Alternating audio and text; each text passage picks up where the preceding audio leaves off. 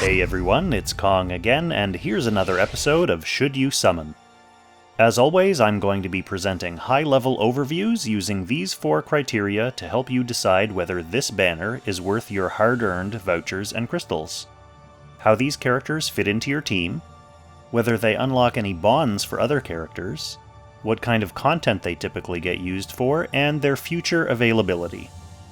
So let's get right into this Destiny banner featuring Shilinka, Tsubame, and Angelina, running from May 20th to June 2nd. As a Destiny banner, the first SSR you summon is guaranteed to be one of these 3 that you don't already have. After you pull your first SSR, or if you already have all 3 of these characters, then the banner is just treated like a normal raid-up banner, which means you have a 20% chance to pull any off-banner character in the summoning pool. Alright, so let's get started with Shilinka. Shilinka is an assassin who specializes in making your opponents spend all their time reading her skills. Her talent gives her a damage boost and damage reduction if she ends her turn with no allies within 2 spaces. She can revive once, with 90% of her hit points, at the expense of being stunned for a bit afterwards. Her 3-cost skill is a single target attack. If your target has no allies within 2 spaces, and you kill them, then you get to act again. If your target does have adjacent allies, you ignore 20 to 40% of their defense. So you get one or the other effect, depending on your enemy's positioning. Her unique helmet boosts her damage dealt when entering combat, increases her self-buff duration, and prevents her buffs from ticking down when she's in her post-revive stun state. She's a member of Meteor Strike, buffed by Zerida and Epsilon, and Mythical Realm, buffed by Gizaroth and the Sage of the Trees. For bonds, she unlocks the defensive bond for Kruger, Timely, and the attack bond for the upcoming King of Crimsonia, so not our current Rainforce, but the upcoming new version. For her own bonds, she needs Brenda to unlock her defensive bond and Rainforce to unlock her attack bond. For content, in PvE, she's on faction for Scylla in the Eternal Temple, and Fenrir and Jormungandr in Ancient Beckoning.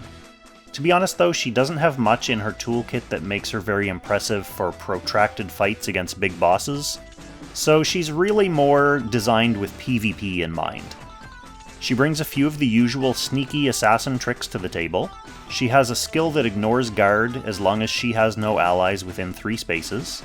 She gets another movement opportunity after killing an enemy with this, so you could run away from your team, pick someone off, and then fall back to safety, but you better be sure you can get the kill with it. She also has a 1-cost skill called Flash that teleports her, grants her +2 movement, and gives her a buff that lets her attack an enemy directly, bypassing soldiers if there's another enemy adjacent to the target. Obviously, you can use this in conjunction with your 3C, since it ignores a chunk of the enemy's defense if there are adjacent enemies. Okay, so assassins are in a bit of an awkward place right now. They're traditionally a good counter to debuff teams, but there are also anti-assassin techs out there like Kruger's Shield and Hilda's Hilda. If you really want a detailed Shilinka breakdown, then I suggest checking out my earlier episode featuring Professor Hout, just because he goes into a lot more detail, like 40 minutes worth of detail, on all the ins and outs of how to actually build and use Shilinka. So I'll link that up here and down there. For availability, the interesting news is it looks like this is going to become a new recurring banner. This exact same banner with Tsubame and Angelina is slated to come back in October, so it's a good chance to knock out a Destiny guarantee and then narrow the pool down for next time. Alright, so let's move on to Tsubame. Tsubame is another assassin. Part of her talent is typical ninja stuff, a boost to attack and skill based on how many enemies are around. The other part is based on enemies not being around. If she ends her turn without taking or dealing any damage, and there are no enemies within 2 rings, then she hides, making enemies unable to target her with attacks or skills. At least until someone gets within 1 space of her, or she deals some damage. Her exclusive helm enhances this hidden status even further, giving her additional crit rate and mobility. It also just straight up gives her a boost to damage dealt, and protects her from some AoE damage whether she's hidden or not. Her 3-cost skill is a fairly standard guard-ignoring, crit-boosting assassin attack, with the added bonus that she's allowed to move away 2 spaces after getting a kill, and she's allowed to hide even though she just did damage. Anyway, remember that just because she can't be targeted doesn't mean she can't still be caught in the span of an AoE attack. She's a member of Meteor Strike, buffed by Zerida and Epsilon, and Langrisser Reincarnation, buffed by Ares and Hilda. For bonds, she unlocks the defensive bond for Florentia, and for her own bonds she needs Maya for her defensive bond and Florentia for her attack bond. For content, in PvE, she's only on faction for Scylla and Jormungandr, and she's not really built for bossing, but she can be set up to cheese some other content with Quickstep, which boosts her skill by 30% and lets her take an additional action, and Quick Flash, which lets her attack before her opponent if she has more skill. On the PvP side, she's not exactly a commonly encountered assassin. I think dedicated Tsubame diehards, and you know who you are, could set her up to be quite threatening, but she's not common for a reason. Really, her main PvP use is to unlock bonds for Florentia, which, to be fair, is a pretty important use. For availability, as I mentioned earlier, this exact same banner with Shilinka and Angelina is slated to come back in October. So, rounding out the lineup with Angelina. Angelina is a well-rounded DPS, usually flying, who relies on a lot of act again and move again gimmickry to make her a dynamic threat. Her 3-cost skill, for example, is a particularly disruptive AoE attack that pushes enemies back, has a chance to freeze them, and lets her act again if she connects with 3 or more targets.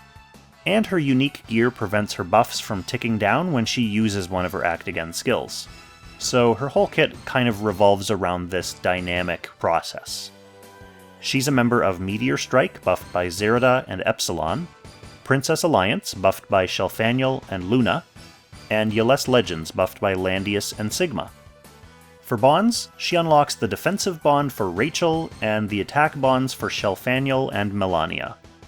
For her own bonds, she needs Matthew for her defensive bond, so everyone's got that one covered, and Shelfaniel for her attack bond. For content, in PvE, she's on faction for Phoenix, Leviar, and Scylla, and has good mobility and ally rescuing capabilities with Alternate, which can make her a solid option against Scylla. In fact, Alternate and her flyer mobility can make her a helpful overall pick for solving problems in general PvE content like Timeless Trials and challenges and all that stuff. She's also on faction, and actually a pretty solid pick against both Jormungandr and Nidhogg in Ancient Beckoning. On the PvP side, her 3-cost skill can make Angelina a dangerous nuisance in Apex Arena. Hilda does shut down her displacement, but I've still seen way too many fully frozen teams to underestimate her. For availability, as I mentioned earlier, this exact same banner with Shilinka and Tsubame is slated to come back in October. Okay, so here's the quick and dirty. We have Shilinka, who's an assassin with teleport, guard ignore, soldier bypass, act again, and self-revive in some form or another. She unlocks the defensive bond for Kruger and the attack bond for the King of Crimsonia. We have Tsubame, who's an assassin who can avoid being targeted. She can ignore guard and has great mobility with her unique helm. She unlocks the defensive bond for Florentia. And finally we have Angelina, who's a solid all-round DPS with a disruptive 3C skill. She unlocks the defensive bond for Rachel and the attack bonds for Shelfaniel and Melania. And of course we'll close with my usual reminder about upcoming banners. Next week we're supposed to be getting a rerun of one of the great classic recurring banners featuring Bozel, Leanna, and Luna. Pretty much an automatic summon for newer players or anyone who's still missing even one of them. The next new characters, Patsir and Toa, should be arriving the week after that.